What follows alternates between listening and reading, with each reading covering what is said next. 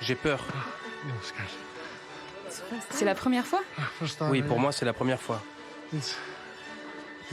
C'est dur pour moi. Mais pourquoi vous faites ça si vous avez aussi peur? J'aime trop ça. C'est l'adrénaline? Oui, c'est l'adrénaline. J'ai besoin de ça. Cette piste est la plus rapide de la planète. Imaginez, en s'élançant de tout là-haut, les skieurs atteignent des vitesses supérieures à 250 km/h. C'est tout simplement les plus grandes vitesses atteintes par des humains sans l'aide d'un moteur. Alors pour savoir ce que l'on ressent, à ce moment-là, nous allons rencontrer Simon Billy. Il est champion du monde et surtout il est né ici, à Vars. On a un profil de piste qui est un peu comme un toboggan. Le haut de la piste, ça va très vite, on passe de 0 à 200 km/h en 6 secondes. Et donc il faut être prêt physiquement à encaisser la vitesse. Au début, on y va relâcher. On prend la vitesse petit à petit, on skie un petit peu comme un chat.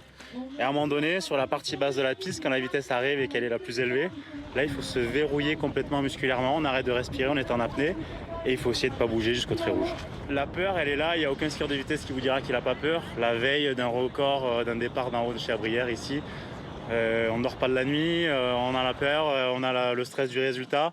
Mais ensuite, une fois qu'on se retrouve dans le vide avec les spatules prêtes à partir, on est dans notre bulle, on sait ce qu'on a à faire, tout se met en place et cette peur, elle s'évapore et c'est un kiff. La compétition est progressive. À chaque tour, seuls les meilleurs skieurs sont autorisés à prendre le départ suivant, un cran plus haut, et ce jusqu'au sommet, avec sa pente à 98%. C'est vrai qu'un départ du sommet, c'est mythique et il doit y avoir 5-6 coureurs dans le lot qui sont déjà partis parce qu'ils éliminent au fur et à mesure les participants. On est plus proche, presque, quand on part du sommet de la chute libre que de la glisse. Comment vous le... À partir d'une certaine vitesse de 120, 230 km/h, on a vraiment le vent qui rentre en compte, où il faut résister. Le vent essaie de nous ouvrir en deux, à nous de résister. Et donc c'est une sensation de chute libre, une grosse accélération. En moins de 6 secondes, on dépasse les 200. Donc c'est hyper impressionnant et c'est notre univers, notre sport. Bon run, Tom! Alors, au départ, tout en haut, il y a les coureurs, bien sûr, mais il y a aussi ceux qui les accompagnent. Ce sont les Sherpas. Et pour eux aussi, il y a de la pression. Là, il a un besoin de remettre une dorsale de niveau. Donc, je vais l'aider. Je suis dans 3. Sylvie est une maman sportive. Depuis des années, elle suit systématiquement ses 3 enfants ici, sur la ligne de départ. Ça va? Ouais, c'est bon. Tu veux que je la descende? Non, très bien. Là, c'est 200 km/h. C'est pas rien sur des skis. Vous l'avez déjà fait? Non, je peux pas. Comment vous sentez quand vous les voyez comme ça partir? J'ai 30 secondes de stress. Et puis voilà, ils adorent ça, donc on les accompagne du mieux qu'on peut.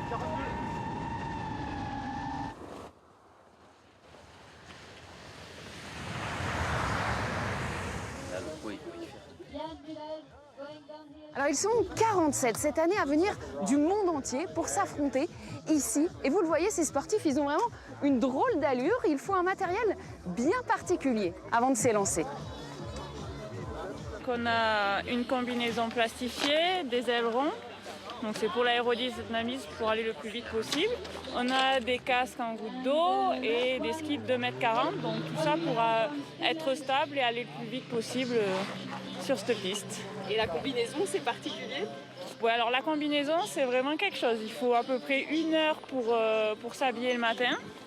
Et c'est vraiment, je peux le mettre, mais c'est vraiment très très ajusté à chaque coureur. Donc voilà, on est pas très à l'aise, hein, un peu à l'étroit. Vous avez carrément du scotch autour des chaussures? C'est tout pour l'aérodynamisme, donc on essaie d'avoir ici le plus lisse possible. Donc on enlève les crochets, on scotche pour serrer les chaussures. Là devant on a un artifice aussi pour aplanir. Moi c'est des sets de table, vous voyez, du bricolage, mais en alliant un peu la haute technologie parce qu'on va dans des souffleries pour essayer d'avoir le matériel le plus aérodynamique possible. Mais oui, c'est fait, chacun fait le sien, quoi. Cette discipline est née dans les années 90. Nous allons maintenant retrouver l'un de ses pionniers, c'est Philippe Billy, le père de Simon, qu'on a vu sur les pistes et il vit ici dans la station.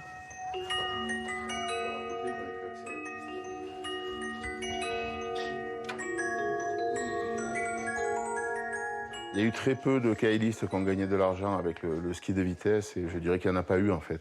Les sponsors sont le moyen de faire de la recherche, du développement, mais ce n'est pas un sport lucratif, c'est un sport de passionnés et chacun a son challenge, veut améliorer son record personnel et la motivation elle est là. Lui a justement inscrit son nom dans l'histoire en 1996 avec un record du monde. C'est un instant qu'on n'oublie jamais, qu'on y pense tout le temps, tous les jours, tout le restant de sa vie. Tous les jours, on pense à ce record et à cette descente qu'on n'oublie pas. Et je lui souhaite vraiment à Simon de vivre cet instant. Donc voilà, l'atelier, c'est ça.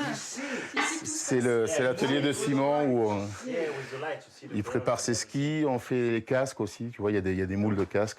Je dirais que c'est 30 ans de travail aujourd'hui. C'est l'évolution du matériel, depuis le matériel qu'on fabriquait pour moi à l'époque. Et donc, voilà, qui est adapté sur lui aujourd'hui et sur lequel on a réfléchi.